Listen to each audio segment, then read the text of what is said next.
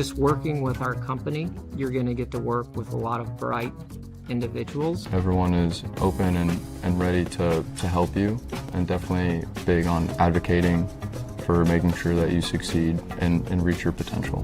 Everyone's goal is the same, to make the best products that we can for our clients and make sure that it is everything and more that it could be. What's kept me here? Our culture.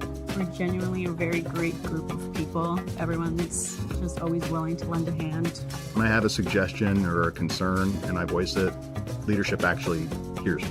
As a consultancy, every person has a role and has something to bring to the table. There's just a lot of opportunities here if you're up for the challenge. Jump on board, be part of the fun ride, because we're going places.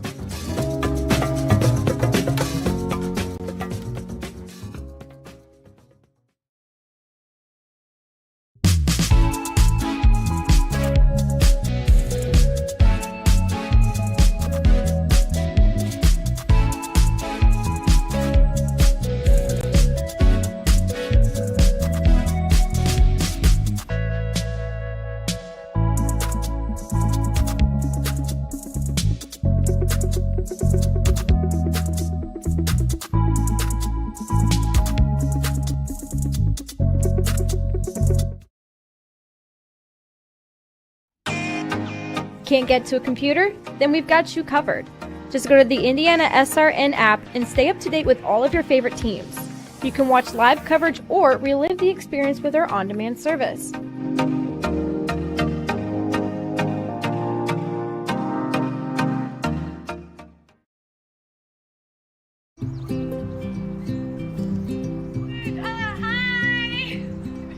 You're good at making big announcements.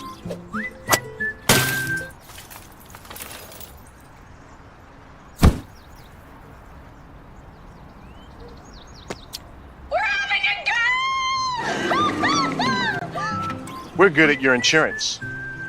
Start with Indiana Farm Bureau Insurance, online, over the phone, or in person, and stop knocking on wood. From warehousing to transportation and everything in between, Piper Logistics does it all. Centrally located, Piper Logistics has 2 warehouses in Indianapolis and a warehouse in Cincinnati, Ohio. Piper Logistics houses over 1 million square feet. Along with our transportation department, we can provide service to half the United States markets.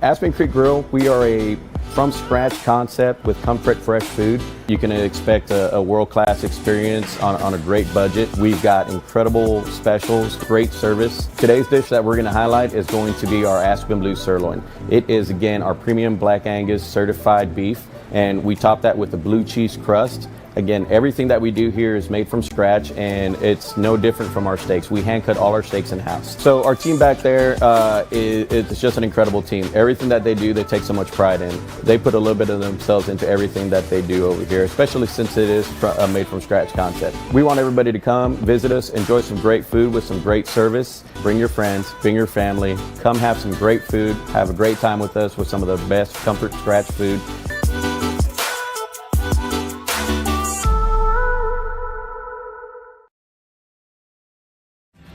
Thinking about what to do after high school? Consider a career with Boilermakers Local 374. As a Boilermaker apprentice, you'll earn while you learn. We offer excellent wages and benefits, and as part of our no-cost hands-on apprenticeship program, you'll learn from the best in state-of-the-art training centers and on the job. Become a union Boilermaker and get on your way to a great career. Find out more, visit www.local374.org or call 219-845-1000. Bertner Electric Incorporated provides professional commercial electrical contractor services to Indianapolis and surrounding communities. Locally owned and operated for over 30 years, our knowledge and experience make us the perfect choice for all your commercial electrical contractor needs. Contact us today. Thanks to you.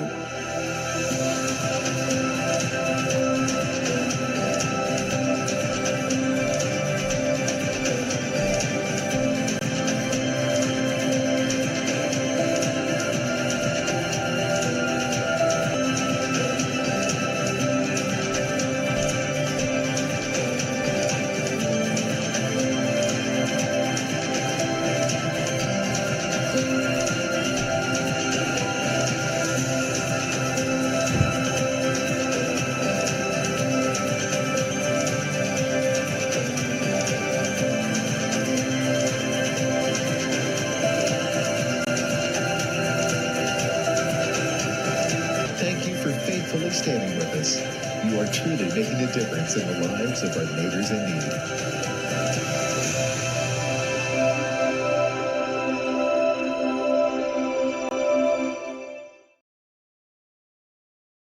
Can't make it to the game? We've got your back. Just go to www.IndianaSRN.org and tune in to all of the live action, or go to our on-demand service and relive your favorite moments.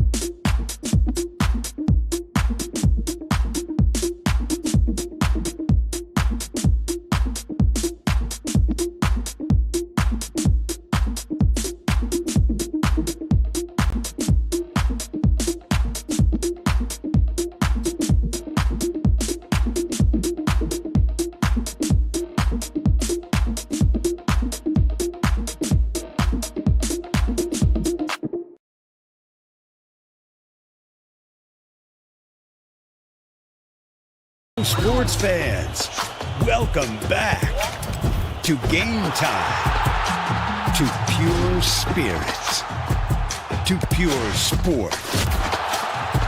Welcome back to high school sports. Fans, I'm IHSA Commissioner Paul Knighty, and I just want to say, welcome back. This is Game Time. This is Indiana high school sports. This is your IHSAA. Hey, Indiana, let's clear the air about vaping. Glue, rat poison, paint. We all know these products contain poisons like formaldehyde, arsenic, and lead. And these are just a few of the chemicals you'll find in e-cigarette vapor. Let's clear the air, Indiana. Don't puff this stuff. Visit don'tpuffthisstuff.com to join the fight and spread the word.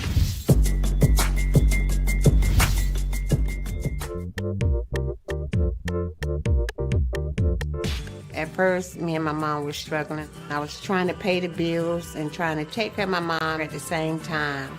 When I first heard that I can get paid for taking care of my mom, I was kind of skeptical because I had been doing it for so many years without pay. That's when I reached out to Passion to Care. I read all the reviews and I saw that they were #1 in the field. Passion to Care has really, really changed my life. Right now, I take care of my mom 24/7 thanks to Passion to Care.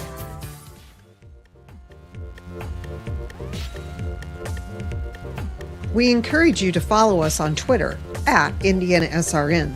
Find upcoming games, video highlights, and much more. Follow us now at IndianaSRN.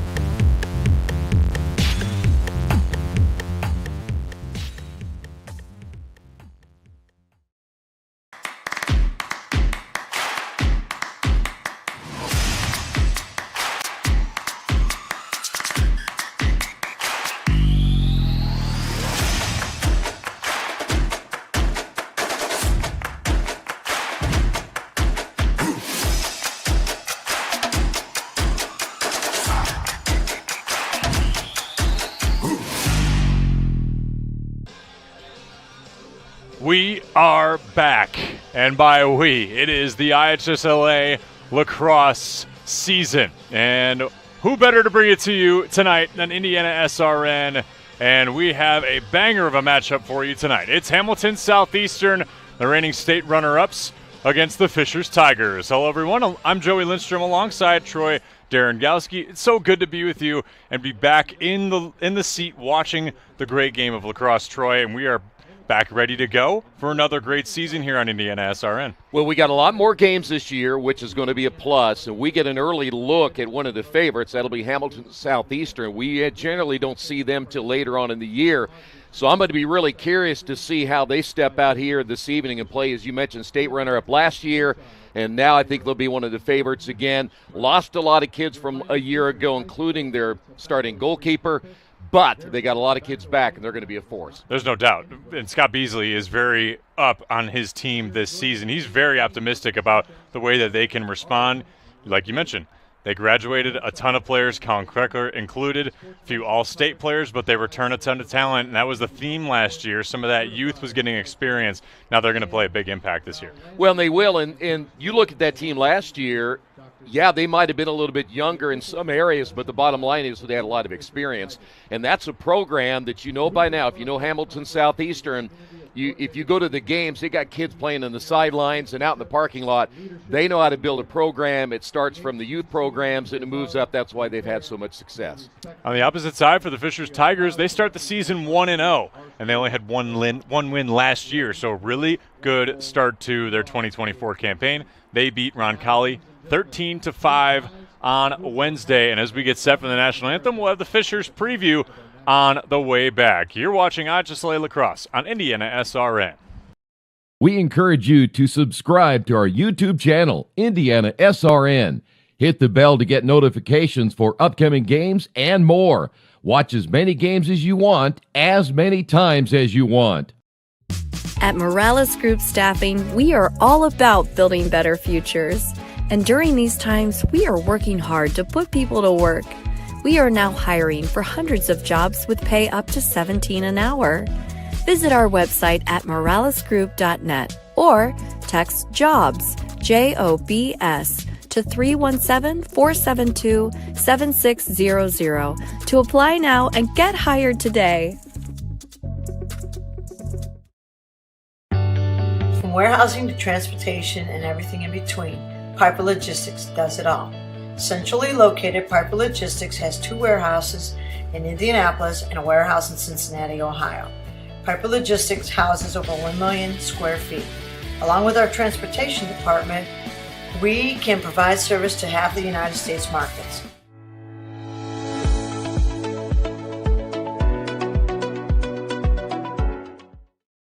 We encourage you to follow us on Twitter at IndianaSRN. Find upcoming games, video highlights, and much more. Follow us now at IndianaSRN. Our broadcast tonight is brought to you by the Morales Group, building better futures one story at a time. Aspen Creek Grill, why go anywhere else for delicious food? Burtner Electric provides quality electrical services in central Indiana. Boilermaker 374, we're second to none in quality and performance. Passion to Care, beyond home care where passion meets purpose. Family Source Insurance, your independent agent representing Ohio Mutual Insurance. Clean Slate, inspired innovation that moves business forward. Piper Logistics, from warehousing to transportation and everything in between. The Indiana Sports Page, wall-to-wall sports news every day. Check out IndianaSRN.org and click on the Sports Page tab. And finally, the Heartland Collegiate Athletic Conference. Watch the best Division III basketball on HCAC TV, where you always have a front row seat on IndianaSRN. We have Hamilton Southeastern and Fishers set to go here in just a moment. Let's continue our preview of the Fishers Tigers, coached by Joe Medell in his second season at the helm, and he has built this program from really nothing to something. He has multiplied the quantity of players by threefold this season across the program. That's a pretty impressive feat, there's no doubt. 1 win last year. We mentioned they already got their first win this year. So things are looking up for this program because of the way that he's been able to build it and along with his staff and the players that they have. And it's going to take time. Anybody that knows about building a program, I don't care whether you're in junior high, high school, college, or some professional league, if you haven't had success or you're just starting a program, it's going to take time. So be patient, because a lot of the players you're going to see here tonight still don't have a whole lot of experience, especially when you consider if you match experience to experience, HSC has the edge. It'll be Abe Frizz facing off against Nick Weber. We have our first face-off violation on Frizz, and Hamilton Southeastern will begin with the ball. Troy, what are some keys tonight for both sides? Well, let's start with Fishers first off. They've got to make sure that they stay in this contest into the fourth period, because if they don't, And we've seen Hamilton Southeastern, really their mantra is score quick, score often, and they're very quick up and down the field. So Fishers has to stay in this game clear through into the fourth period. On the other side, I think what you do is Hamilton Southeastern do what they've done for years, and that is just play excellent fundamental lacrosse. Bottom line is get a lot of shots on goal, keep putting the pressure back on that defense, and really make that goalie work a lot. And if you think about being a goalie and you're Fishers, I'd be sweating because these guys, speaking of the Royals, can score a lot of points quickly. Had a couple attempts there. One from Lucas Kress, and there was John Pauls. Honorable mention All-Stater last year. This team was very streaky in 2023. They started the season 6-0. They lost 6 straight and then went on to win another 6 before finally losing to Carmel in the state finals. And the Greyhounds reclaimed their first title in 8 years, but Hamilton Southeastern trying to get back on top. They were looking to repeat, of course, last season. Attempt here and a great save by the goalkeeper, Alex May. His third year in between the sticks. He brings a lot of experience, but he has one let past him. The first goal of the 2024 campaign for Hamilton Southeastern is the stud sophomore now, David Gould, in number 4. Well, you mentioned, and certainly he'll be somebody we're going to talk about all year long because of what he was able to do in the offseason as well. And he is one of those guys last year, when he got rolling, he was tough to stop. It almost felt like every time that he got a goal, he'd come back, get another one, and another one, and another one.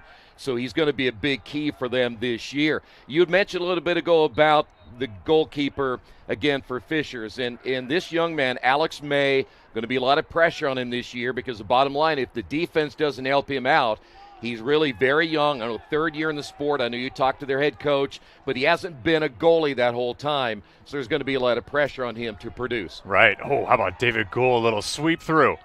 And the assist to follow, and it dunks home. Nicely done by Trey Boyson. Didn't have a whole lot of time over the last 2 seasons. Boyson, a senior, finally getting quality minutes this year is the plan, at least for Scott Beasley, and he gets a goal here. Well, you saw the behind the back, which was pretty, and I know that's what got your attention as well. But what will happen every time when Gold ends up drawing your eyes and you take your eye off the player that's off to his left, the bottom line is you're going to get beat every time because you're focused so much on him.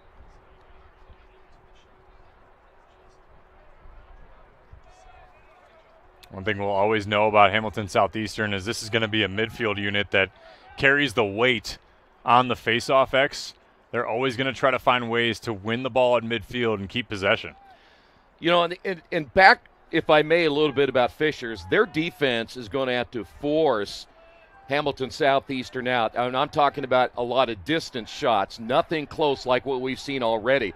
Got to get them out 10, 12, 13, 14 yards out there and make sure that you continue to force them further and further away from the goal.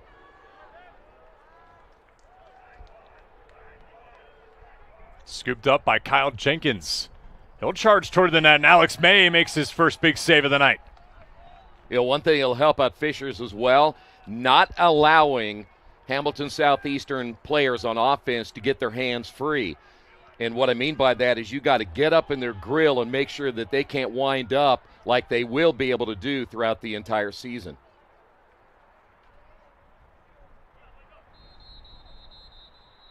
Have our first penalty of the evening. And it'll be a man up for Fishers on their first offensive possession. Well, now, but be curious here now. Again, you played, we are down to under 9 minutes now, and you're getting your first chance on offense. And one thing they'll have to do, because this is a good defense, we know that. We've seen them enough. They've got enough talent back that they're going to be very hard to score on. So you got to get a lot of in-tight shots against this defense. And a turnover here. Nicely done. And into the goalkeeper stick there of Luke Williams. He's getting his first start of his career. This is Dylan O'Rourke. Sweeping inside. Did that ball trickle in? It did. It deflected off the stick of Alex May. And the Bellarmine commit gets his first goal of the season at long stick midfielder. Well, I tell you what, another tight shot, and unfortunately for May, unable to stop it with it deflecting off his stick. But again, that's back to that situation. You just can't let those offensive players for the Royals get that deep and get a really good look. O'Rourke's brother, Owen, was one of the prolific offensive players last season. Wore the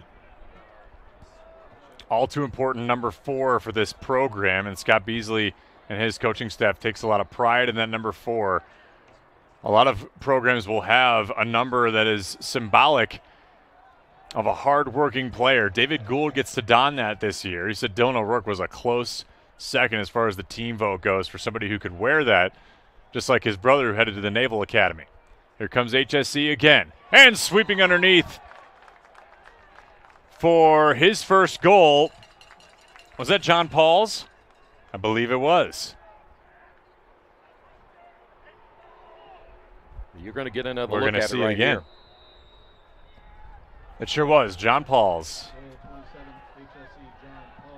Well, they went low on that shot, and any time, and that's going to put a lot more pressure now on the keeper, Alex May, so he's got a lot of work to do here the rest of the night. 4-0 early in favor of Hamilton Southeastern. We'll be back with you in a minute.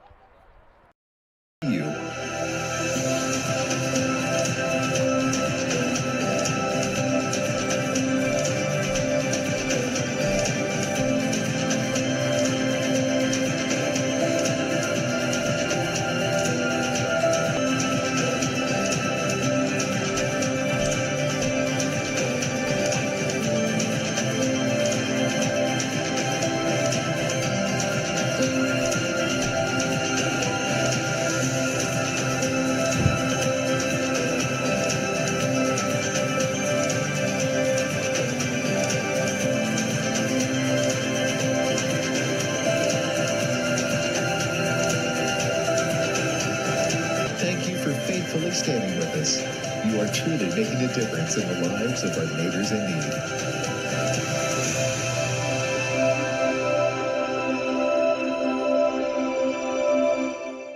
We're back with you here at Fishers High School. The Mud Sock game, lacrosse style, is here tonight in Fishers alongside Troy Darengowski, my excellent aficionado of lacrosse. I'm Joey Lindstrom. I won't be seeing you in about 2 weeks, will I? Well, no, I guess you won't. I mean, you're going to be with me for 2 weeks, and then you're scattering out of here. Well, everybody needs a sabbatical. When do I get one? My when wife you start wearing pants to work. Yeah, well, I guess I won't get one then. For the record, Troy wears shorts. He's a shorts guy, even through the winter, which is just a ballsy move. Thank you. Yeah, I respect it.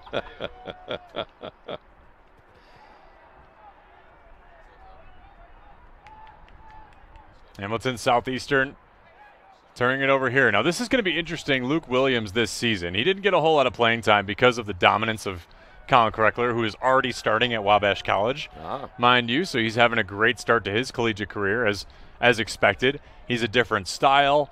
He's a different size, obviously. He doesn't take up as much of the cage as Kreckler did. And he brings a different type of skill set, and this defense has to work around that. Well, you make a good point. Yeah, he doesn't have the same type of size. That's a great long shot there. But he also has maybe a little more quickness than what we saw last year, and he has a defense that runs around him that's going to be very, very good.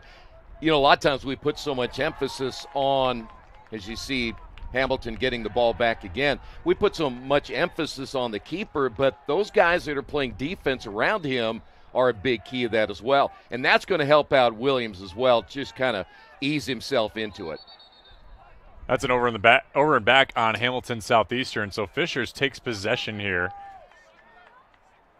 And Alex May trying to clear that ball. And that's one thing that Joe Medell mentioned to us is going to be a point of emphasis, clearing.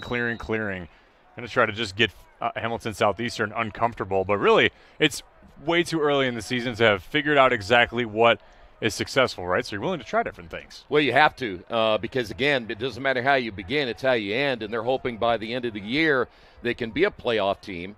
and somebody that can be reckoned with. I'm not saying they're going to be a state championship caliber team, but they're going to learn as they go. There's a lot of inexperience out there, and it's tough to pick up a sport like lacrosse if you've never played it before.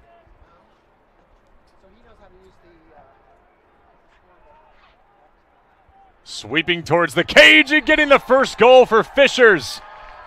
Nicely done by Sully Hintz, the attackman. Had 4 goals against Roncalli on Wednesday. He's the point guard of this offense, but he scores himself here. Yeah, great job. In tight shot. Great play there from behind the cage. That's a high-level goal, too, to try to sweep that thing behind you. Well, you know one thing about something like that, and I know you don't want to give up goals, but if you are now thinking about Luke Williams, you're okay, now I got to focus a little bit here. It's now a 3-goal lead. Get back on the side that I need to get on and focus and be ready for the next offensive attack. We've only seen 2 offensive attacks so far for Fishers. But now you know you have the confidence to be able to deal with something like that when you do have possession. And HSE follows it up with a goal of its own. John Paul's his second of the night. Well, another great shot again, but it isn't just the tight shot. You talk about you have ball movement, you went low, and again, I've said this before, when you looked at the keeper last year, Kreckler, the one thing he could do, he could go high, he could go low. It always seemed like it was equal both ways. And a lot of times it is very hard if you're down to try to get that low shot because you're thinking if I go too low, he's going to go up high. So as a keeper, the one thing that you look at was going to happen on the other side for Alex May, he's going to have to anticipate a little bit better. But again, the defense is going to have to force the Royals out further. Too many close-in shots. This is Braden Myers charging toward the cage and going top shelf to get a 5-point lead back.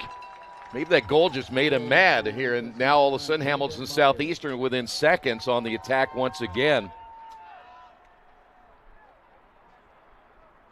See, if you looked at the defender here, and that might have been number 8 there for Fishers. That's McDwyer. Yeah, he really, it was between him and the other defender. They should have pinched him off and forced him another way, but then they both kind of looked at him go on by, and it was too late by then, and then you're almost at a one-on-one situation with a keeper. Not usually a situation that a keeper wants to be in. Nick Weber gets another face-off win, and he's wide of the cage this time. When you have a 5-goal lead now, you feel, like you said a little bit ago, Joey, is that you can experiment a little bit now, and I know it's not over. We got a long way to go, but the one thing you want to do now is if you're Hamilton Southeastern, what they have been so prolific at is taking that offense, being very patient, finding an open shot that they like, and they'll make you work on defense throughout the entire match. Oh, there's no doubt. And Scott Beasley and the rest of his staff, Neil Barnes, Mike O'Rourke, they're going to continue to have these guys work on the minutia of the game, figure themselves out. They have a tough road ahead this season, playing host to St. Xavier next Friday. Gould ripping wide, backed up by Pauls. Well, they also have, and I'm sure you have the schedule in front of you, they go on the road and play some really, really good teams as well. So they will really find out where they're at after that long road trip. Gould trying his hands at some different angles. It's tough when you can go both hands like a lefty like that can. Tougher to defend. Well, Fishers really needs to get a defensive stop here and a clear and try to get this thing out of here. Through the 5-hole goes Marcus Laux, a sophomore attackman, to give HSC their 7th goal. I don't know what if we were to measure the length of every shot that Hamilton Southeastern has taken, it's not much. So somehow Fishers is going to have to find a way to stop the in-tight shots. The passing has been very good for Hamilton Southeastern. Their ball movement, it's always good. They pass very well. So you're going to have to find a way to get your head on a swivel as a defender there for Fishers and find a way to push them out further.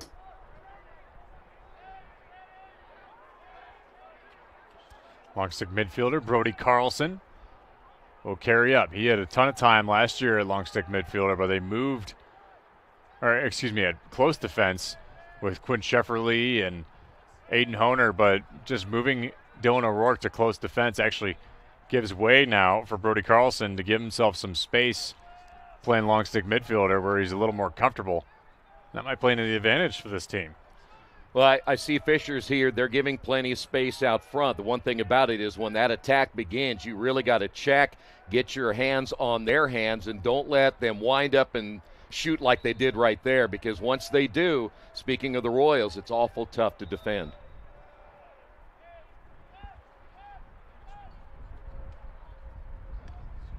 Here's Gould working through 2 defenders. That means somebody's open, and Braden Myers gets his second.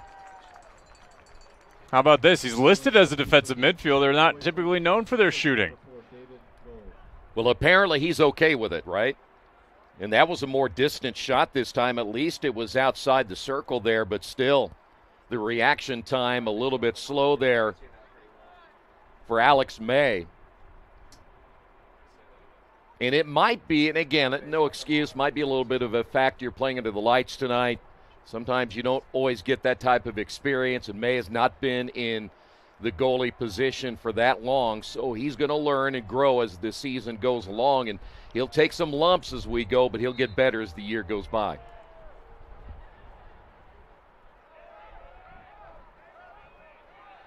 Another face-off win for Hamilton Southeastern. Here's Mason Wright. Little give and go with David Gould. He's wide of the cage. Alex May to corral that one. Hamilton Southeastern will host St. Joseph tomorrow, in fact. This is another turnover for Fishers. Long. Boyson gets it over to David Gould, who most recently joined Mad Dog National, the number 1 ranked club team in the United States. So Gould is carrying the weight of Indiana lacrosse recruiting on his shoulders. I think he'll as a do young just sophomore. fine, though. Again, young, yes, sophomore, but think of the experience he'll gain of being a part of that club. There's no doubt. Inside, little chance for Hamilton Southeastern. May stands tall in the cage. Under 3 minutes to play here in the first quarter. Yeah, I'll but tell you he what, loses that ball on the clear. I was going to say a lot of shots, though, on goal here in this first period. And the one thing, again, Fishers will have to find a way, and as you talked with their head coach, there are lots of unknowns for this team. Don't have a bunch of seniors. There's a lot of young players out here. But they're going to have to find a way to stop as many shots as they've given up already in this first quarter. Easier said than done, though. Right. Just finding – it's clear that they have some players that can get it done. We haven't even seen Antonio Vega do any work down low at the attack. It has been all Royals so far. That one is outside of the net. Antonio Vega, Griffin Pontius as well. We saw Sully Hins. Liam Foley, another player that kind of brings a different look. He had 3 goals against Ron Colley the other night. Gould, little toe drag, and he finishes. Well, that's what he brings. He's got a unique skill set. One big reason why he is so highly sought after. Watch him split these defenders here. There's one, there's another. And then he beats the other one right there. Basically beat 3 guys. Did you see that toe drag too? That was nice. I saw you trying to do that in the parking lot, just getting pumped up out here. I was. Before the game. I was following you, as I recall. You were in front of me. Yeah. I played long pole. I couldn't do it like that. Oh, yes, but you could. Don't try to tell us you couldn't do that. We know better. You're just being modest. It's okay to be modest now and then, but, pat yourself on the back too, Joey. Trying to carry a body with him was Braden Myers. Fishers trying to clear here. And this might be a failure to advance for Hamilton Southeastern since they had possession first.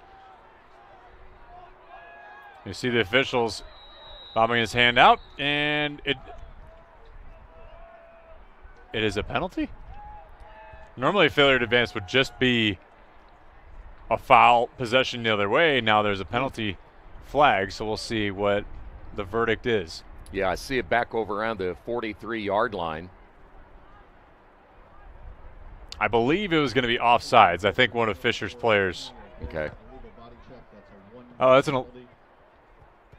I just heard the PA announcer, an illegal body check. We don't have comms with the table at the box down there. So apologies at home for the delay.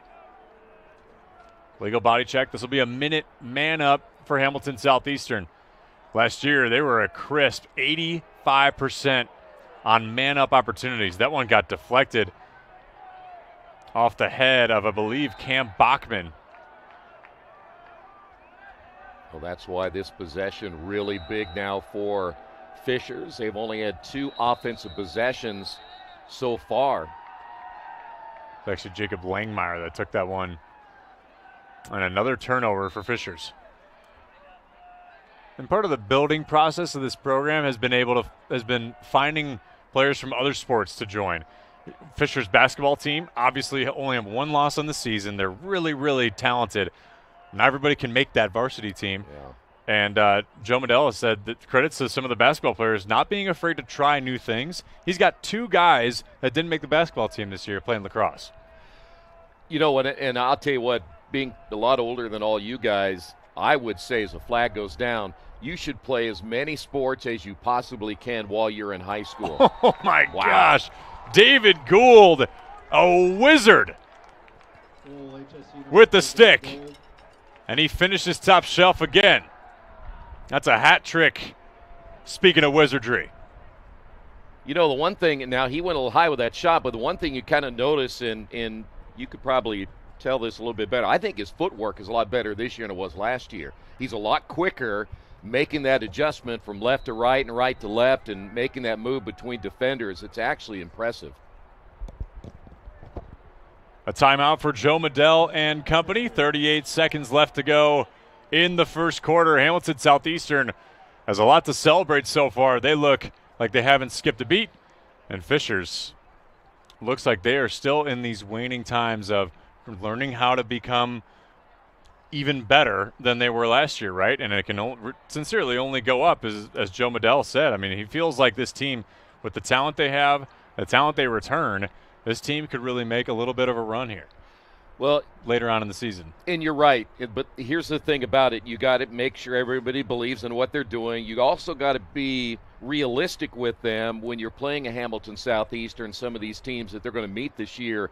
It may not be the outcome you certainly are looking for, but what you tell them, guys, let's come back out. We're going to work again next time. Don't quit. Don't give up on this. Let's again see this is going to be a process, and it's got to be taken one match at a time. Otherwise, you're going to get discouraged because, again, you got to realize that you don't have the same experience. You don't have the same type of talent. You don't have that long-range plan that Hamilton Southeastern has had for years and years, where they just basically reload every year. So just be patient with what you're doing. Will it come immediately? No.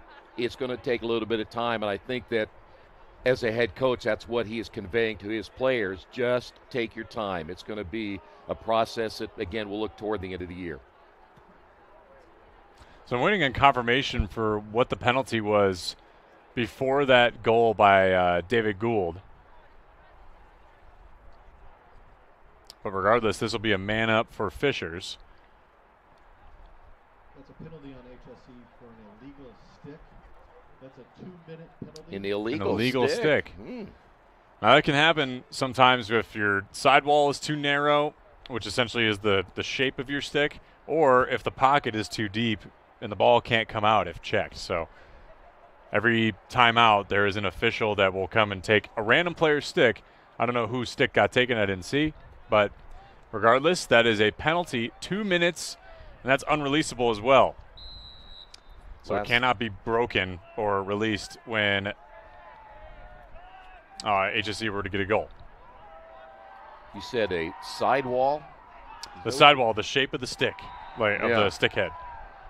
When you did that, that sidewall looked like Keith Meyer's body right there. Okay. In the mid, you know. How would you?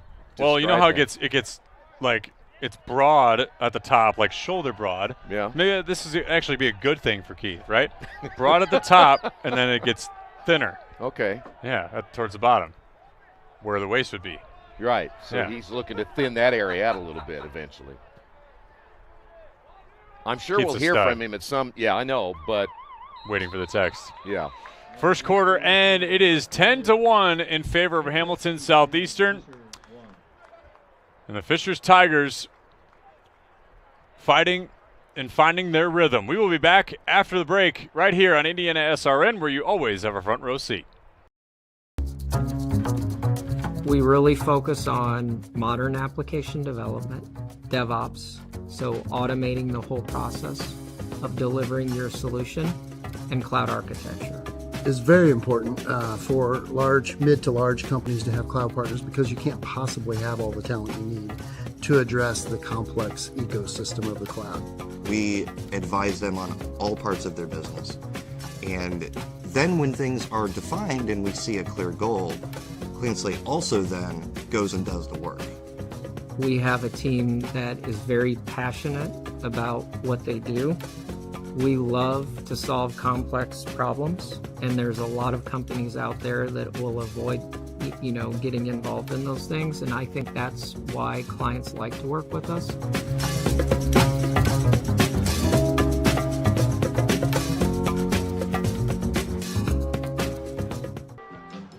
Welcome you back to Fishers High School alongside Troy Derengowski, Joey Lindstrom with you, and it is 10-1 in favor of the Hamilton Southeastern Royals.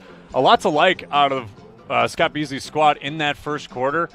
Markedly, David Gould a hat trick, and he continues to have some heroic efforts as he goes along. Well, and it's no surprise because we knew how good he was last year, and we saw so many elements of his game that he could score. But like I said a little bit ago, I think his footwork has gotten better. He's much quicker, and the way he can sidestep a defender, and not just one, but he'll do 2 and 3.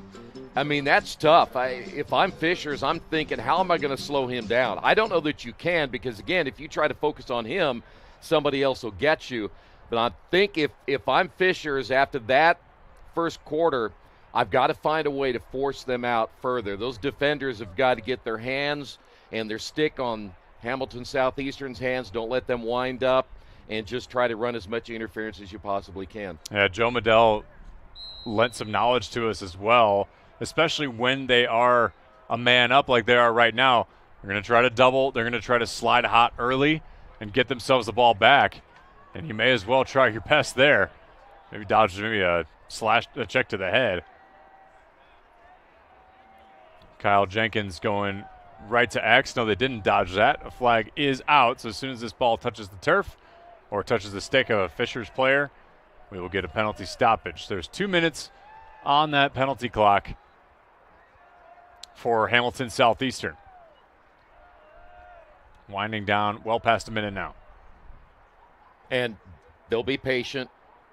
Always have been. Yeah, they're content to just work this clock down. Yep. A lot of times when you get a patient offense, the defense has a tendency to kind of fall asleep a little bit.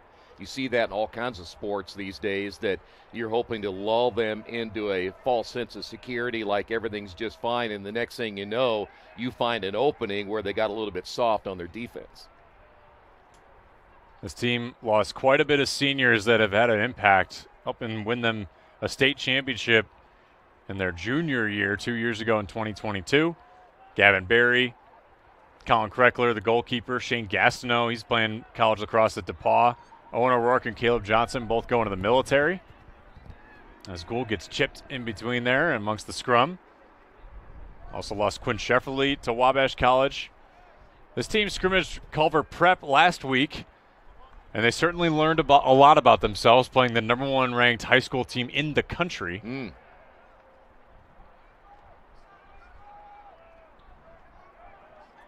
Turnover here, kept alive, and that was a goal that would only be fitting here in the Mudsock game. A little bit dirty there. Henry Wands gets his first goal of the season.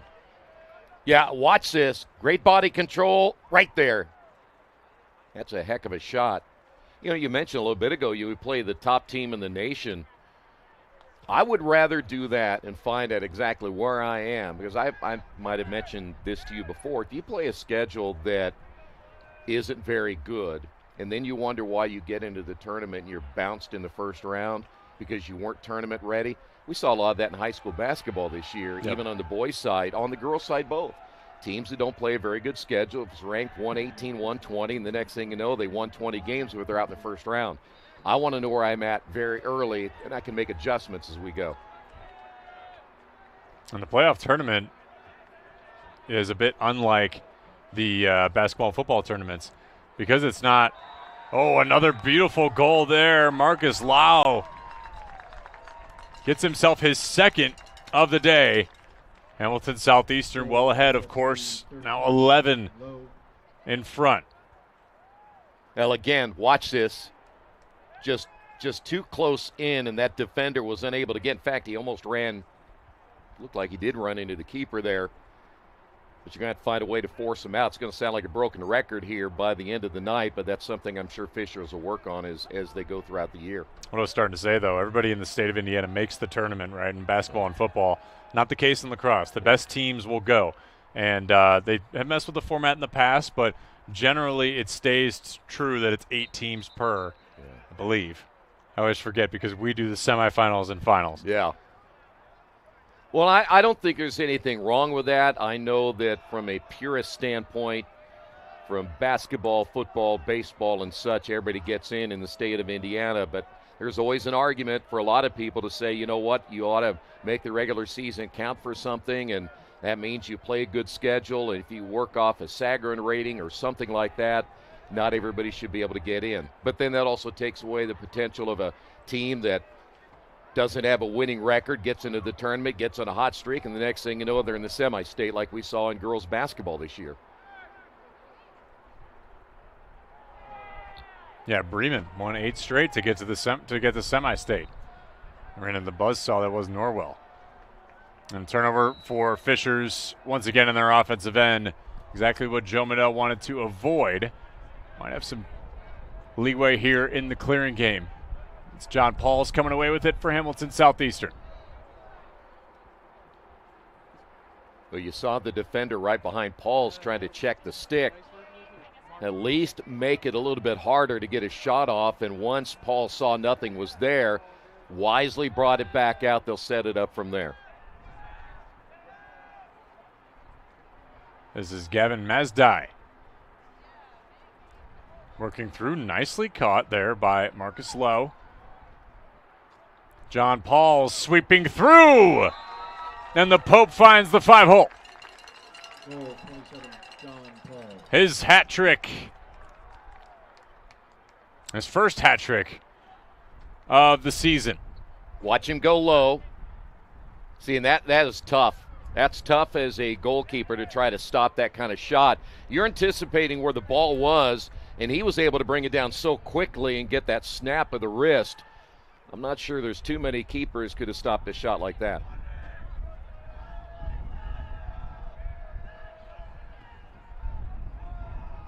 Scott Beasley mentioned to us that dodging angles and being able to move off ball are huge for a team that is really growing into experience like this youthful Hamilton Southeastern team is.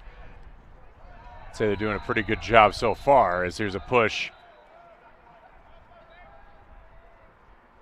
by Fishers, and that goes back the way of Hamilton Southeastern.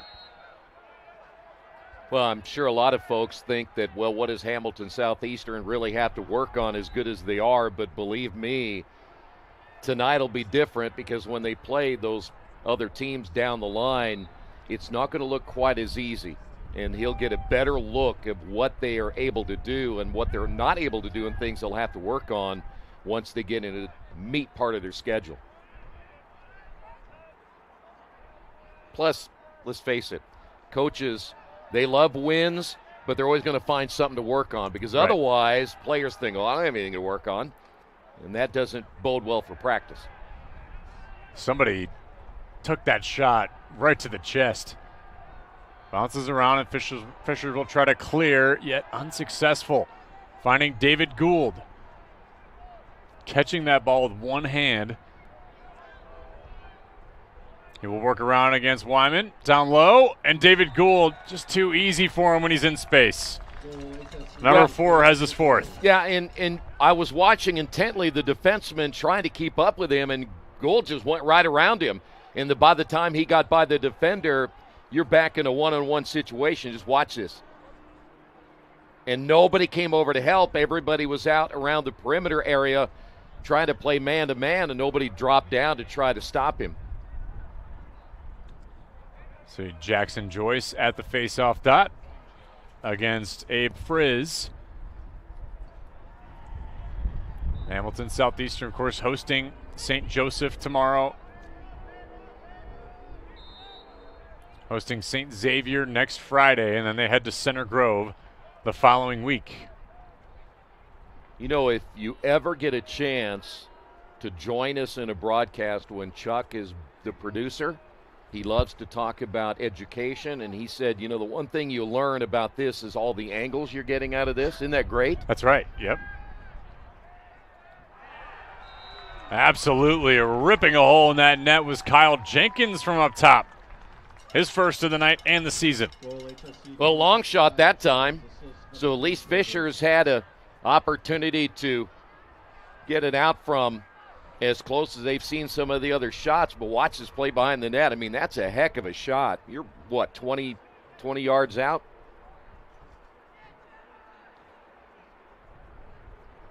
So I guess at least from this stage, you know, Hamilton Southeastern can score from behind the cage. They can score close, right, left, up, down, long range, short range.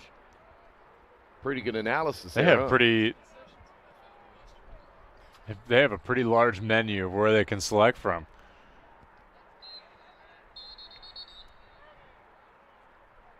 And a legal procedure there from Aiden Mernon, one of the other midfielders for this Fishers team. They will head to Bishop Chatard on Tuesday and then host Noblesville next Friday.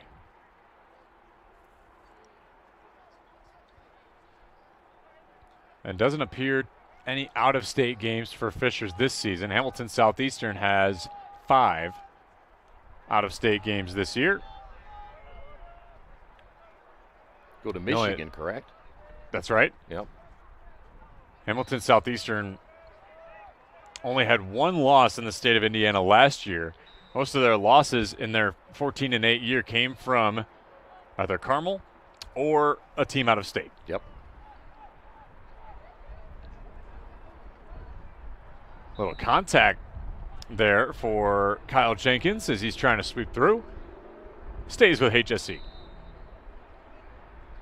And you'll head to a girls' game tomorrow, yes? Got a girls' game tomorrow, yes, sir. At the door and finishing well is Kyle Jenkins, his second. And HSC with 6 minutes to go. No running clock quite yet until the second half. A 16-1 lead. Yeah, great play again behind the cage. And then there, we have seen Hamilton Southeastern do that a lot. It's almost like they delay that player coming from the middle. And again, if you're not watching as a defender, they kind of duke you into thinking, well, I'm not going to do anything. The next thing you know, they take off and they run that play extremely well.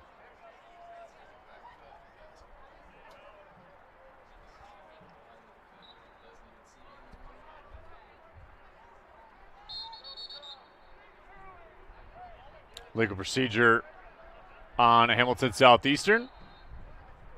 Gavin Mazdai was contending for it, but it was offsides there from the Hamilton Southeastern defense.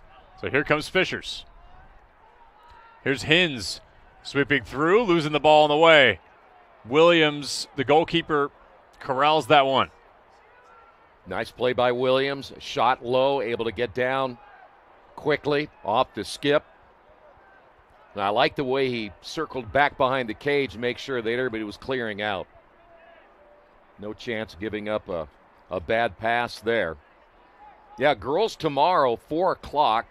By then, hopefully the sun will be shining for the first time in 3 days. And the good news is, that we won't have any rain, which we had rain pretty much all day today. So yeah, it's been awfully gray lately, Troy. Yes, it has. but you know how to bring the sunshine. You got that right. We will take a break and be back with you in a minute here on Indiana SRN.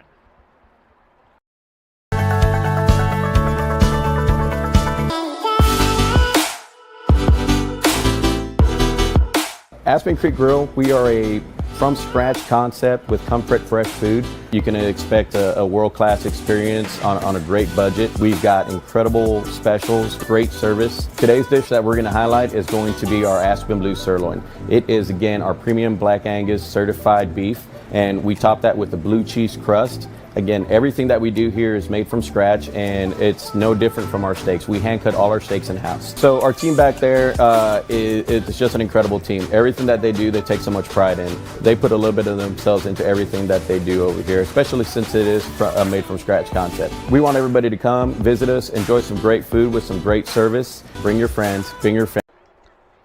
Welcome back to Fishers High School alongside Troy Darengowski, Joey Lindstrom with you. You know, we're getting to talk about the weather, and I couldn't help but think that, you know, tomorrow being the first day that maybe hopefully the weather breaks, right? Mm-hmm. Just a good sign of things to come because lacrosse is back in the state of Indiana. I hope you're right, because I'll tell you what, winter can get kind of long sometimes, and I'm a sunshine guy, as you know. Yep.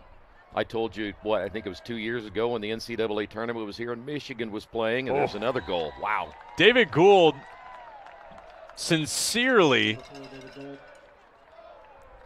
faked out Jacob Longmire.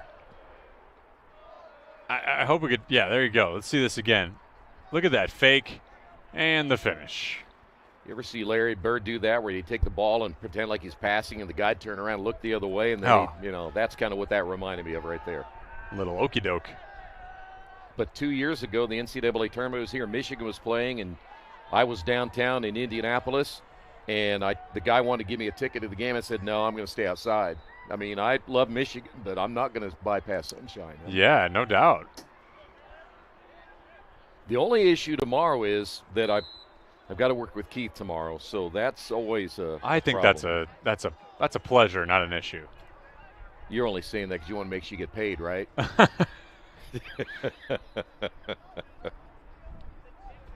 I'm trying to get Keith to laugh a little bit, see? Yeah. He's at home making sure we're on our best behavior, I think. Of course. Of course, we will have the state semifinals and the state finals for you on Indiana SRN once again this year, which is a lot of fun. We have a ton of fun doing those every single year. We're not sure where it'll be yet. Roncalli had the bid last season. Thought they did a great job hosting. Hamilton Southeastern hosted the year before. As that ball is on the ground, contended for there by Longmire. And trying to Ironman this clear was Travis Crane, one of the returning players for this team. Is a long snapper on the football team for Fishers. Well, unfortunately, though, you did a great job getting it into Hamilton Southeastern territory, then you turned it over. And Fishers just needs a pickup here. Well, you know it's going to be a little bit more emotionally charged when it's the Mudsock game, regardless of the score. Do you be a penalty there on Abe Frizz. Do you have history like Keith when we went to a couple of games this year? Had this long history on the city we were at. Do you have anything on the Mudsock game? Or? I don't. I was told that it's the Mudsock game. Get ready for a color rush. Here we go. We got it. The blue and the red. So that's great to see. Mm-hmm. Now the Mudsock I know is just Fishers and Hamilton Southeastern. Okay. No mud though. And I don't see. There's no mud, but what I think they should do is go back to grass. I think so. With a rainy day like today, and then we'd have a real true Mudsock game. What is a Mudsock? I actually don't know. No. And I feel foolish for not having truly researched, because I really didn't think my analyst was going to ask me about it. Well, I'm pretty sure our producer is going to find out here. So Daniel Miller, our cameraman's from Lafayette. So, right? Muncie. So you're even closer to the Mudsock. Well, Muncie and Lafayette are close. Ish. 3.5 minutes to go here. Fishers trying to contend for their second goal of the day. That's going to be a hold on Hamilton Southeastern. The Tigers will have a man up, trying to play hockey there for a second. That was Sully Hintz. So the Tigers will be man up after the penalty by Dylan O'Rourke. I beg your pardon, that was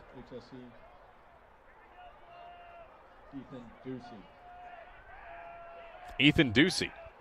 You know what I liked about that play on defense for Hamilton Southeastern is you saw Williams come out from in front of the cage, but one of the defensemen went right back there and was making sure that that cage wasn't left unguarded. John Paul's and HSC ready to go at the doorstep. Oh, trying for the quick shot, but Longmire got there in time. Now it's O'Rourke behind X. And HSC finishes once again. Mason Wright this time, his first goal of the season. One of the key returners, especially at short stick defensive midfield. And O'Rourke gets the assist. Wright gets the dunk. That's an awful lot for a young keeper like Alex May having to deal with, knowing that ball was going behind the cage, and the next thing you know, he's trying to look back, and the offensive player charging in the way he is. And we've already talked about this with Hamilton Southeastern, probably will all year long, just how good of a passing team they are. Fundamentally, they're as good as anybody. And so that's why it's awful hard to stop their attack on offense.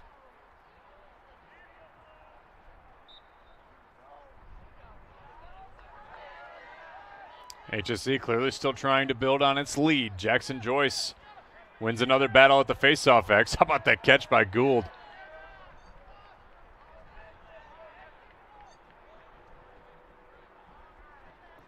Sophomore year is a really pivotal year for recruits. So him joining Mad Dog National, #1 club team this summer, was a big, big advance for him. College coaches getting their eyes on David is an important piece of it. Illegal screen, the call there on Henry Wands. John Pauls was carrying, and Fishers will try to clear this ball. This goes back to HSE, though, off the turnover there from Aiden Brookins. One more pass and a save from Alex May. Nicely done by the junior.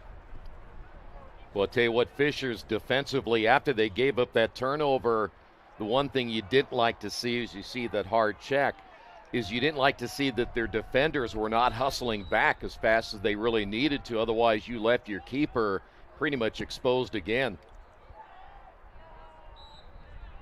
Shot here goes wide from Henry Wands.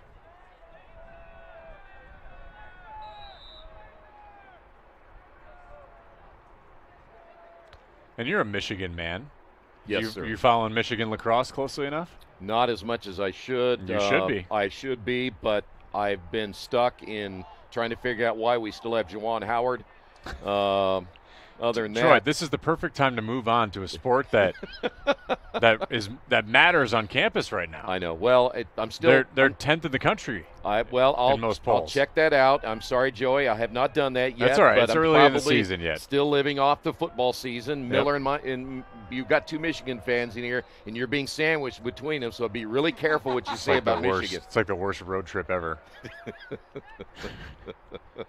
I guess it'd be worse if you guys were Ohio State fans. Oh, please. Michigan is tolerable at least. Don't cuss on the air, okay? You're right. Another foolish mistake. Yes. 1 minute to go here in our first half. Troy Darengowski, Joey Lindstrom, and this has been a clinic for Hamilton Southeastern thus far. And Fisher's clearly putting its best foot forward effort-wise. This team is a growing program that is continuing to grow, but Hamilton Southeastern still in form. Marcus Lau, his first hat trick likely of his career at the varsity level. Just a sophomore, has got his third goal tonight. Yeah, you're talking about from the 15-yard line to the long shot. I tell you what, Lau only a sophomore, as you mentioned. He's going to be pretty good as well. Just think you can build around guys like Lau and Gould and those guys as young as they are. And they've got quite a bit of seniors, but not a lot that have played, right? So that's going to be something to keep an eye on as this team goes along, especially next week when St. Xavier comes to town, because it's one of the best teams, if not the best team in Cincinnati, that's going to be coming to town in Indianapolis. But man, oh man, that's going to be a huge test and a lot of fun to watch. Can't wait to call that one. John Paul scoops here.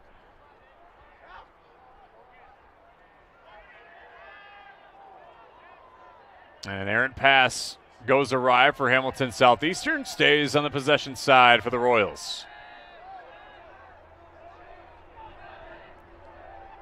A shot here gets saved from Alex May off the cross there.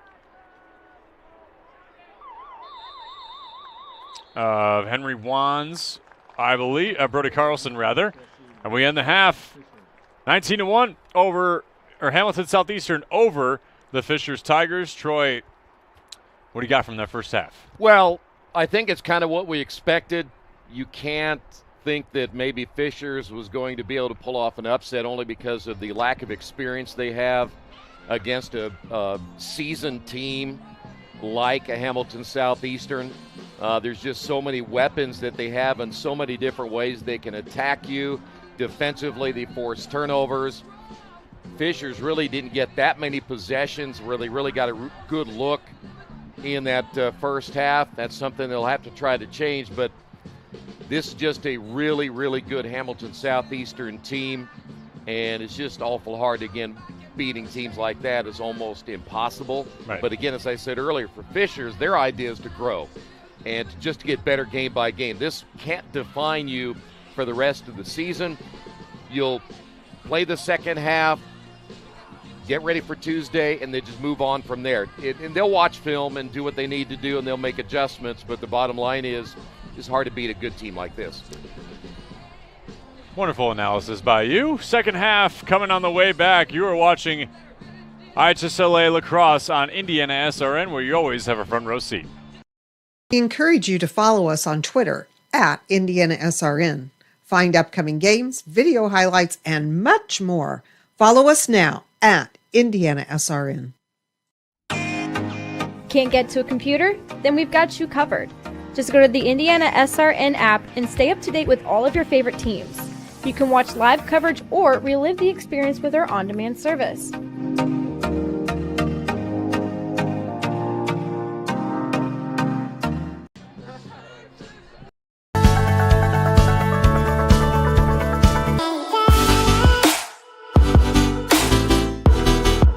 Aspen Creek Grill, we are a from-scratch concept with comfort fresh food. You can expect a world-class experience on a great budget. We've got incredible specials, great service. Today's dish that we're going to highlight is going to be our Aspen Blue Sirloin. It is, again, our premium Black Angus certified beef, and we top that with a blue cheese crust. Again, everything that we do here is made from scratch, and it's no different from our steaks. We hand cut all our steaks in-house. So our team back there, it's just an incredible team. Everything that they do, they take so much pride in. They put a little bit of themselves into everything that they do over here, especially since it is a made from scratch concept. We want everybody to come, visit us, enjoy some great food with some great service. Bring your friends, bring your family, come have some great food, have a great time with us with some of the best comfort scratch food.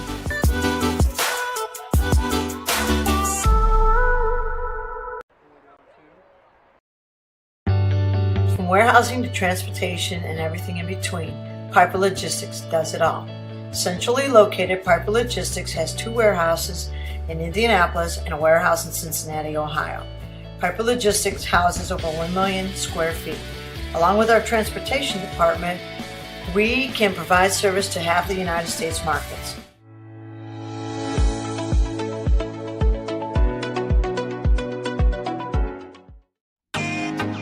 Can't get to a computer? Then we've got you covered. Just go to the IndianaSRN app and stay up to date with all of your favorite teams. You can watch live coverage or relive the experience with our on-demand service.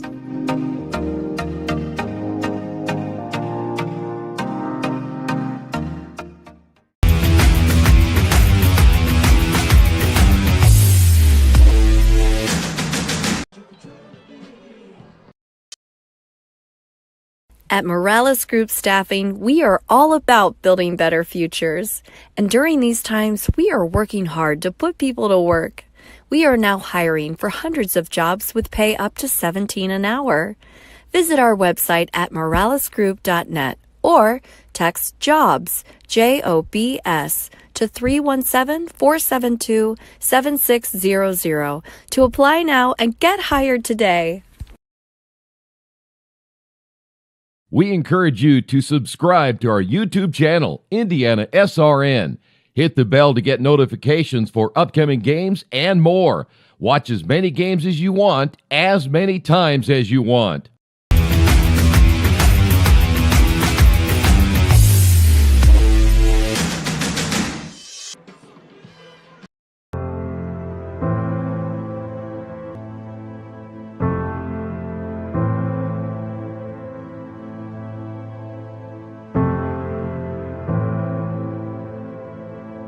Calling officials cheaters or corrupt, it's not a game.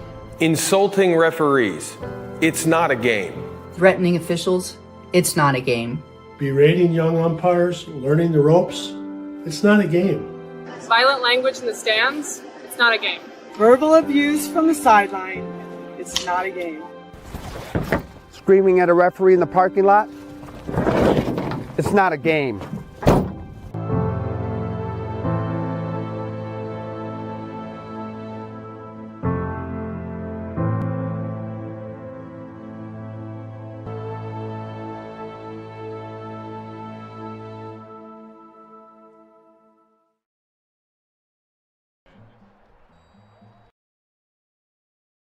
At first, me and my mom were struggling. I was trying to pay the bills and trying to take care of my mom at the same time. When I first heard that I can get paid for taking care of my mom, I was kind of skeptical because I had been doing it for so many years without pay. That's when I reached out to Passion to Care. I read all their reviews and I saw that they were #1 in the field. Passion to Care has really, really changed my life. Right now, I take care of my mom 24/7 thanks to Passion to Care. Can't make it to the game? We've got your back. Just go to www.IndianaSRN.org and tune in to all of the live action or go to our on-demand service and relive your favorite moments. We never really realize how much we depend on electricity until the power goes out. Get those lights back on when you choose the certified electricians at Bertner Electric Incorporated. Locally owned and operated, we are a member of the Better Business Bureau and provide only the highest quality of customer service. For more information, give us a call today. We encourage you to subscribe to our YouTube channel, IndianaSRN. Hit the bell to get notifications for upcoming games and more. Watch as many games as you want, as many times as you want.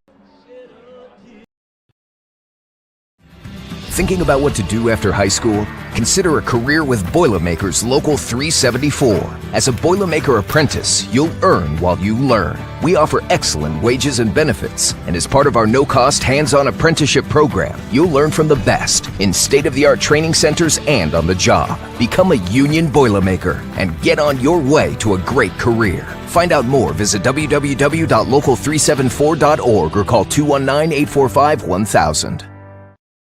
We encourage you to follow us on Twitter at IndianaSRN.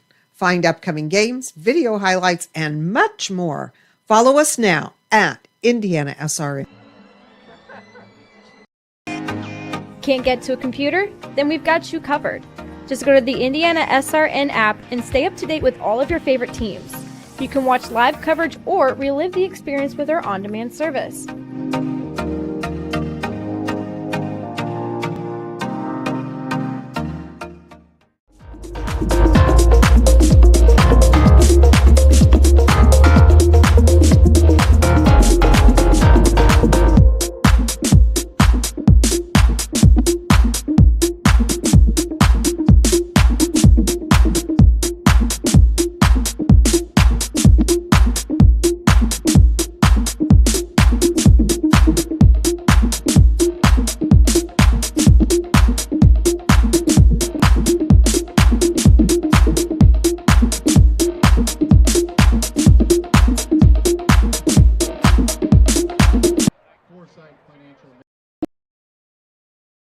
We encourage you to subscribe to our YouTube channel, IndianaSRN.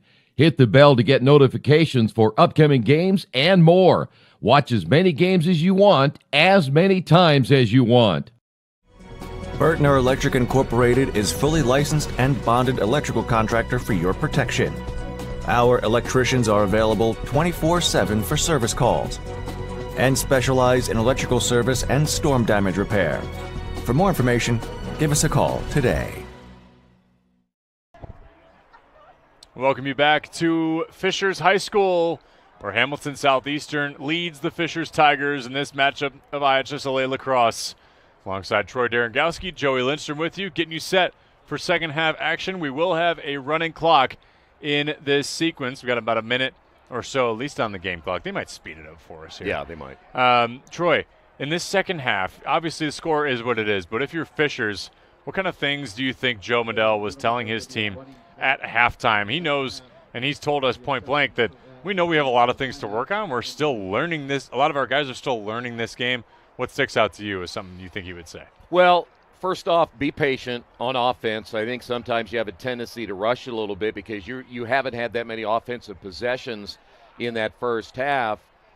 So you got to find a way to get it into scoring position and not to rush it as much, because I would imagine just from an anxiety standpoint, you feel like I got to hurry up and get it down there because this Hamilton Southeastern defense can be that good. So be patient. Try to learn in the second half. And a lot of that can come from watching the other team, too, because you can see what they're doing as individual players, but then keep your head up. I've been involved in games when I was coaching basketball where it's over at halftime, and then you got to find a way to be positive in the second half, and that's what you'll do. You'll tell them at halftime, here's what we're going to work on specifically. We're not going to worry about that scoreboard anymore because there's nothing we can do about that right now, but we want to improve on offense and try to maintain possession a lot if we can in the second half. And I've said it before, these defenders are going to have to find a way to give that goalie some help because a lot of times he's left there on that island all by himself. Alex May had 6 saves in that first half. But you're right, he did not get too much help from his defense. Still growing pains amongst this program that they certainly will figure out. Somebody lost their shoe, and I believe that was Lucas Kress. Yep. The shoe is down. That means he's got a wet sock, not a mud sock. Yes, so we did our producer Chuck did the research. Yes. At halftime in mud socks, so we can finally get the Fishers Hamilton Southeastern people off our back for not knowing our history, which they are fully in the right to be upset about. Yes. Well, we'll tell the story right after this as Aiden Vigo is working through to get to the cage. Antonio Vega, Fishers getting their first possession here of the second half. They had a goal early to cut the lead to 3 after it was 4-0 Hamilton Southeastern, and since then has been all Royals.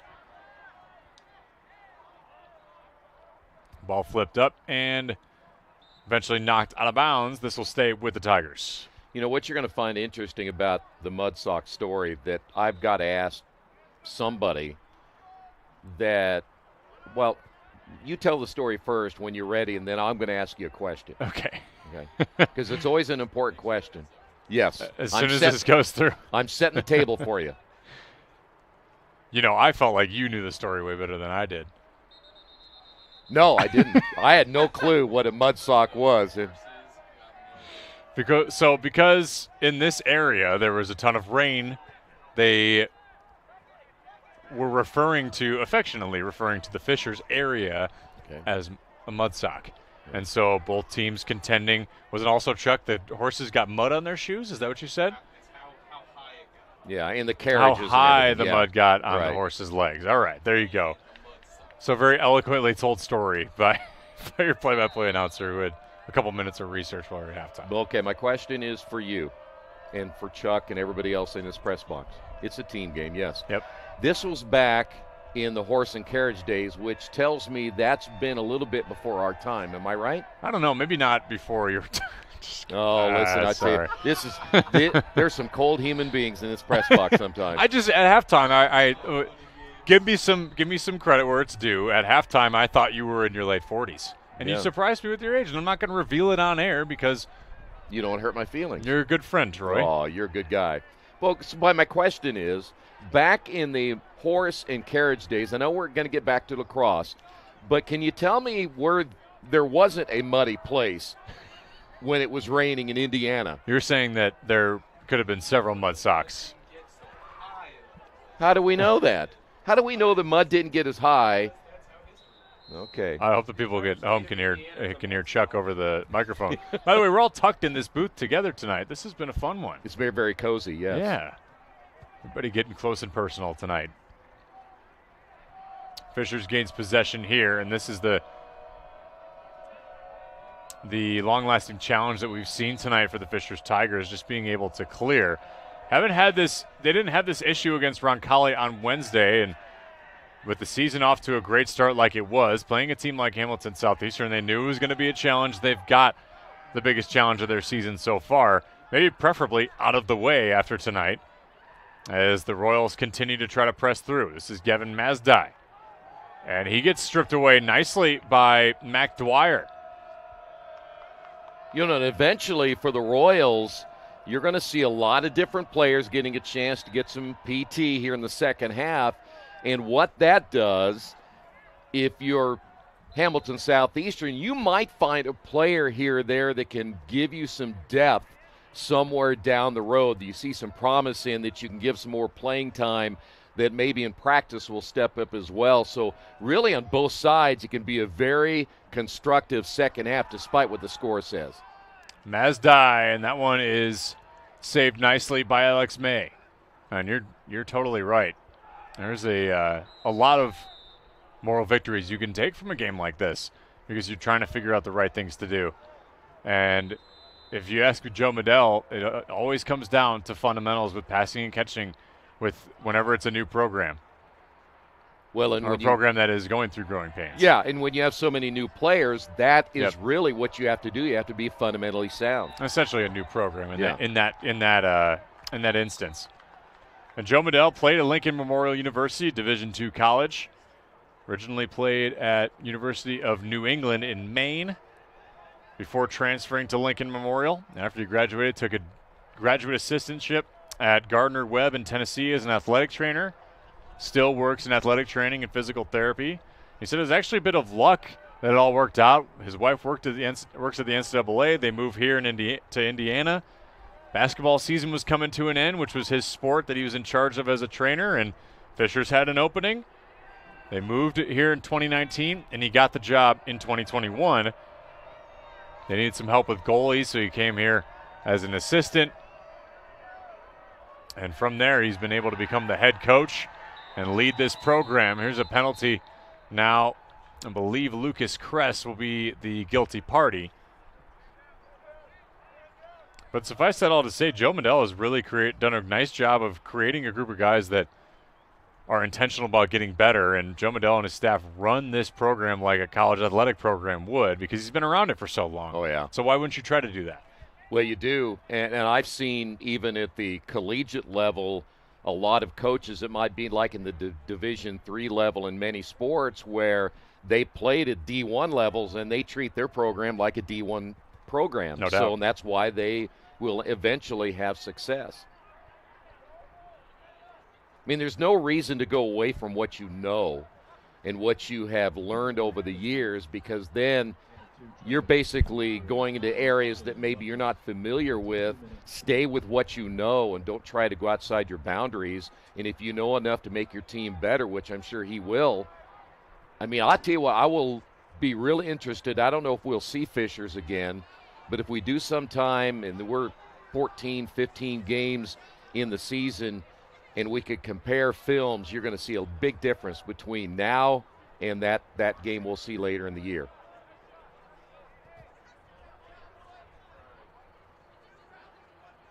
I agree with you wholeheartedly. This team is going to be a lot different, I think, come May. Well, I don't know what their practice has been so far. As you mentioned, they played the one game against Roncalli, but I would find it hard to believe, as there's our first goal of the second half, I would find it hard to believe that they've had enough time, whether they've been in the gym early, and that's different than being here on the turf, and getting a lot of practice time to get ready for your first couple of matches. Dylan O'Rourke from about 8 yards out just had nothing but a free lane. That is 20 now for Hamilton Southeastern.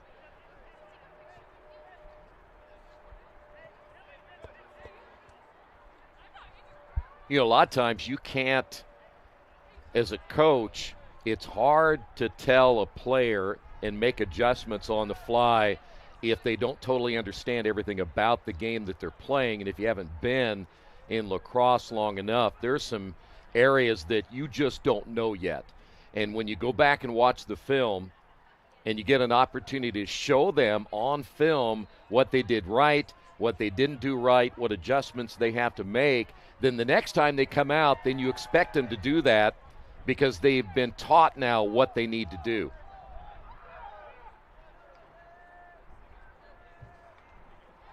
Another goal to follow there from Trey Boyson, his second.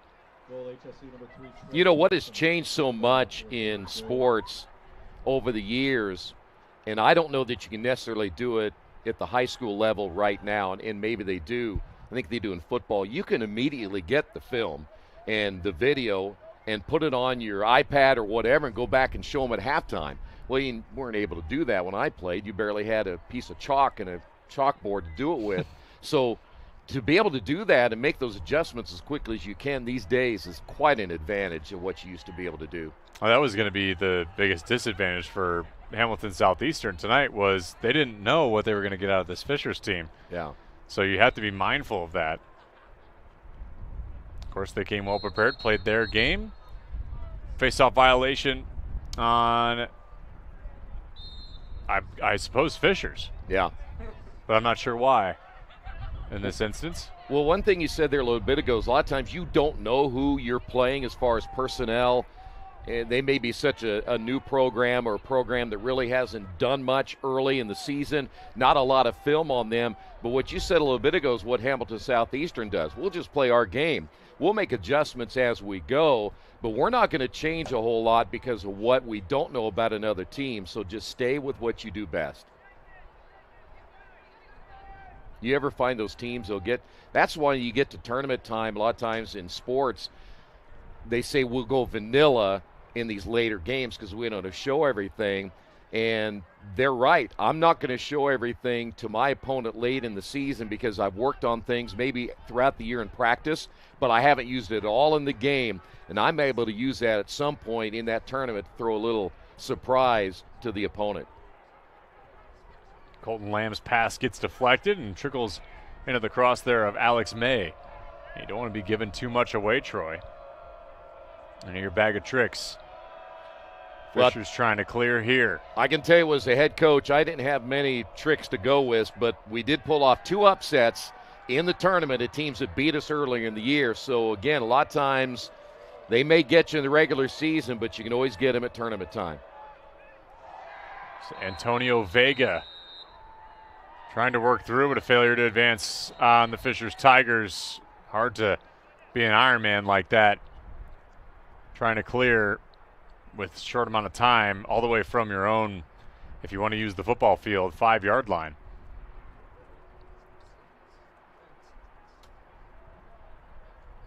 As the final seconds wind down, the penalty that will be served will be by the Fishers Tigers. We will have more detail on that when we get back here on Indiana SRN. Fourth quarter on the way.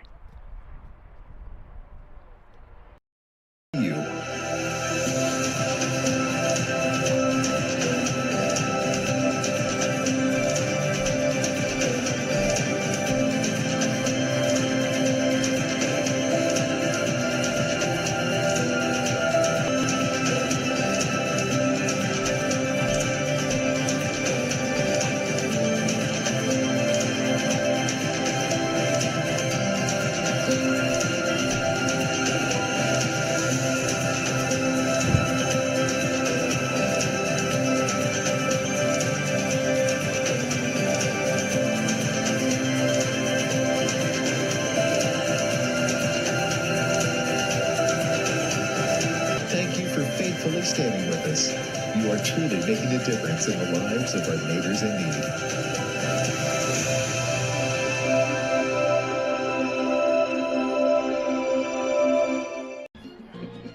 Back here at Fishers High School, alongside Troy Darengowski, Joey Lindstrom with you. Hamilton Southeastern and Fishers in the Mudsock Classic lacrosse style. So far, it has been all Hamilton Southeastern. They will host South Bend St. Joe tomorrow, who moved up to Class 2A last season and fell in the semifinals to Hamilton Southeastern. So St. Joe will try to exact some revenge from a season ago.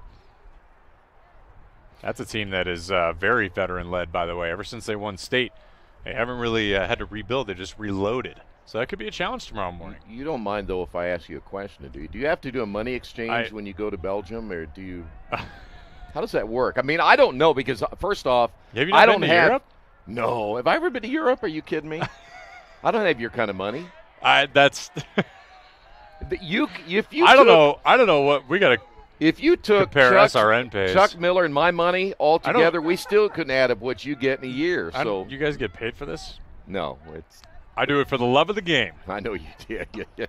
But yes, I will be going to do the currency exchange. Best way to do it. Okay. Yeah, don't mess around. Your credit card company doesn't call you when you make a purchase in another country. You know, my daughter's been to France and Italy, but I've only been to Mexico once. Okay. Yeah, that just you got to get over the Atlantic, man. You would love it. It's a long flight, isn't it? You would absolutely love it. Sunshine most of the year, Troy. Really? And the food is super cheap and delicious. So where would you like me to move to when I go? Is there any specific to move to? Yeah, because if I'm going, I'm moving. Okay. You don't want to bear another flight to come back, is what you're saying. I can't fly both ways. Couldn't be bothered to take the 8-hour to 9-hour flight, so you'll just move there? 8 or 9 hours. Yeah, it's not so bad. Okay. Watch a couple movies, you're good to go. Watch some lacrosse on the way, maybe. But I was sharing with our crew here for the audience at home that, I made a lapse in judgment and I'm flying out the first day of March Madness, so – well, that's a future me problem. Yeah, you're going to have an issue there. Like you said, you get out of the Atlantic and you won't be able to get anything. Chuck, our producer, makes a great point. Won't be a very busy airport. True.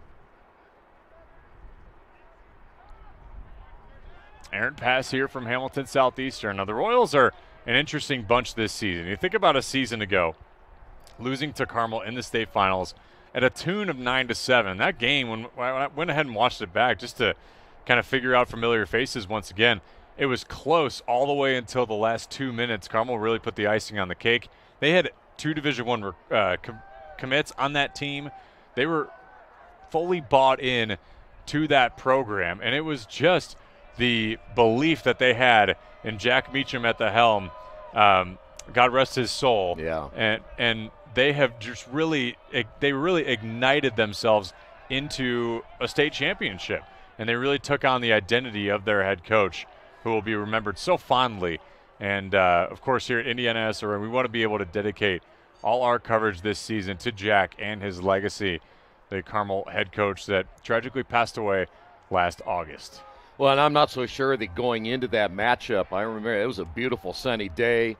I'm not sure we expected it to be as low scoring as it was. But yeah, no doubt. I think you're right. The way that they really took control there late and able to pick up that win, I think it shocked a lot of people that because as good as Hamilton Southeastern was, they felt that maybe they were the favorites, but that day it was all Carmel. Well, it was a nice check there by Jacob Langmeyer, but there was a penalty ensuing there. It looks like it was a slash on Fishers. It's a penalty on Fishers. Jacob Langmeyer for slashing. That's a 1 minute. And that would be just 1 minute served in the penalty box. Our match tomorrow, again, our girls matchup is a 4 o'clock start time. So we'll be on the air at about 3:50 or so, maybe you got in that in one that again? area. St. Joe at Center Grove? Yeah. St. Joseph. And you're headed down to Center Grove? I'm headed to Center Grove, and so's Chuck, yes. Lovely. I don't think I've ever been there for a lacrosse matchup. Enjoy it, gentlemen. Yeah. Our first girls matchup of the year. Yeah. A lot more girls games. Oh, yeah. This season. We are, by the way, if I may just brag a little bit about IndianaSRN, yes. we're the only media outlet in central Indiana, might be the entire state, that's broadcasting boys and girls lacrosse to the extent that we are. Yep. So glad to be along for the ride. O'Rourke, that one finds it into the face guard there of Alex May. Oh, and a tough hit. Trying to clear was Fishers. That is certainly going to be a legal body check or a cross check. Well, it must have been because all three officials threw a flag. By the way, your Michigan men on the lacrosse side have Harvard on Sunday, and then they play at Arlotta in South Bend next Saturday. You want to go together? Next Saturday? Yeah, next Saturday. Am I working next Saturday? I am. So sorry, I'm too busy. Oh. Well, you know what? You got my curiosity up now, because now I'll go home and check out Michigan lacrosse. Yeah, yeah, exactly. 11th ranked Michigan against 19th ranked Harvard. Big 10 plus on Sunday. All right. Every lacrosse game you get this season is going to be pretty charged. I mean, the top three teams all lost last week. So you have a whole new top three this week. Denver, Army. Really? And Johns Hopkins, followed by Maryland / Notre Dame. I think they're 4 or 5 in most of the polls. And then Virginia. I mean, and then Duke after that. It's just a melting pot of good teams beating on each other. And I think that has a lot to do with the transfer portal. As a second goal goes home for Fishers. Who else but Sully Hintz got their first one to go. Yeah, great shot. Look at this. And he is really deep on this one. Oh, yeah. That's at least 15 yards out. And gets it past the goalkeeper, Jack Enan, who gets his first action of the season, the sophomore goalkeeper. Under 6 to play here. Yeah, but, I mean, college lacrosse generally now is becoming a little bit more like college basketball. Yeah. You have your cream of the crop, which would be the ACC, the Big Ten. And then you think about sort of maybe the Patriot League you could throw in there as well, the Ivy League. And you have sort of your mid-majors, the Atlantic Sun, which includes like Bellarmine, Utah, Cleveland State, along with like the MAC, which is Marist, and Manhattan and Boston as well. Becoming a little bit more like contentious as you get towards the NCAA tournament. Maybe some leagues that might get more at-large bids because of that. Who knows? Because it's only a 16-team tournament. Ah. That's why I said Denver. Yeah, Denver #1, and they're the Big East. I can't believe I didn't mention the Big East. And that's the conference that cover the most. Wow. Yeah, Georgetown took down Notre Dame a couple weeks ago, and while Notre Dame was #1. I've got Marquette Bellarmine tomorrow.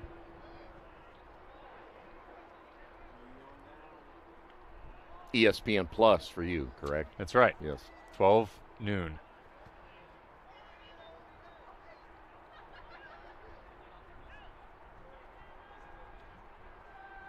The one thing for sure, when you think about the growth of this sport in the state of Indiana, I see a lot more smaller colleges adding men's and women's lacrosse. There is really, in my estimation, not a shortage of talent to go out and recruit. Another goal here for Gavin Mazdai. His first of the night. Well, I agree with you. I think there's a strong showing. You look at like a Hamilton Southeastern team. They had 4 guys go D3 to play lacrosse. 2 of them at DePaul, 2 of them at Wabash, so they couldn't separate on the Monon Bell lacrosse style. But it goes to show that there is a ton of talent here. And what we've been trying to do with broadcasting more of the sport at the high school level is just give it more exposure, show some of the best teams in the state of Indiana with Carmel and Hamilton Southeastern and Cathedral, and moving the programs like Fishers into more of a premium status. I mean, Hamilton Southeastern was not always like they are now. They've had to build this program, and Scott Beasley at the helm knows that. And he was able to start his own club team this season, club organization, and he's got a lot of kids down in the pipeline between Hamilton Southeastern and Fishers and Zionsville and what have you. Inside, another goal for HSE. This is Jake Kexhausen. Boy, another sophomore. That's a great pass, too. That sure was. Hope we get another look at it. Assisted by number 33, Marcus Lowe. Marcus Lowe, an assist, and a great dunk finish.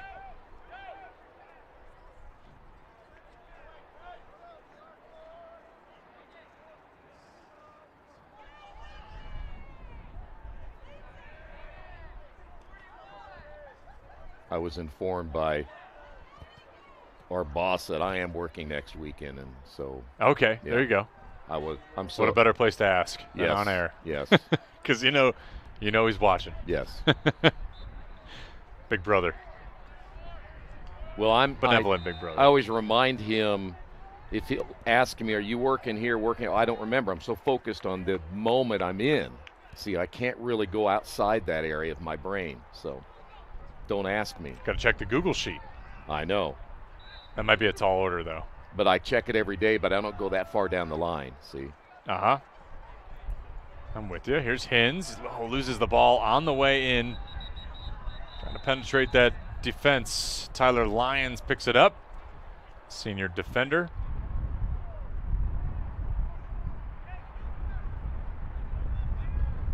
Big game for the Fishers Tigers boys basketball team tomorrow, playing against Kokomo and Flory Badunga. Who Fishers pounded the last time they played them. Yes. Flory only had 4. So I don't think that'll be that way tomorrow. It's going to be a lot of fun. I agree with you. Where's that at, by the way? At Seymour? Newcastle. Oh, Newcastle. Have good luck getting a ticket over there. Yeah, no doubt.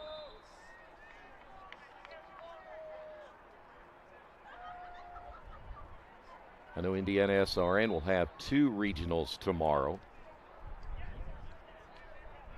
So make sure you go to IndianaSRN.org. You can check out the schedule. Yep, they'll have Irvington Prep and Park Tudor. I forget the other one in that regional, but then there's Avon and Lawrence North. And the 4A for the Greenfield Central Regional. I don't have the Google sheet pulled up either. I know Keith's watching and like, come on, I thought you knew the schedule. I am not on the games, so I had sadly forgotten. But that Avon Lawrence North game is going to be awesome because Avon just playing with house money this year. They can, I think they're shooting like 45% from 3. Yeah, or something like that. It's crazy. They're pretty good. Seconds winding here, and Hamilton Southeastern will come away with the win over Fishers for their first win of the 2024 season. Fishers falls to 500. They're 1-1 on the young year. And Troy, I point to you. Give us the best impression you can of our game here and what we expect to see in the future this season. Yeah, I'm glad you clarified that. Hamilton Southeastern is for real. I will be watching, and I know you will, and so will everybody else in the state of Indiana, their progression when they get into the meat of their schedule and they play some really, really good teams. We'll find out just how good they are. As we said earlier, for Fishers, young, inexperienced, it'll be a game-by-game thing there for the Tigers. Just get better each and every game and then worry about what happens toward the end of the year because you're building, and it takes a lot of time to get a really young and inexperienced program to where you want it to be. The key word, be patient. Or is that patient 2 words? As ever. That was 2 words. Always a pleasure working with you, my part. You as well, sir. This is great. Thank you so much for all of you for joining. So for Daniel Miller, our camera guy, for Chuck Levine, our benevolent overlord and producer, and Troy Darengowski, I'm Joey Lindstrom saying so long. The final tonight, Hamilton Southeastern 23, Fishers 2. This has been a presentation of IHSLA Lacrosse on Indiana SRN, where you always have a front row seat.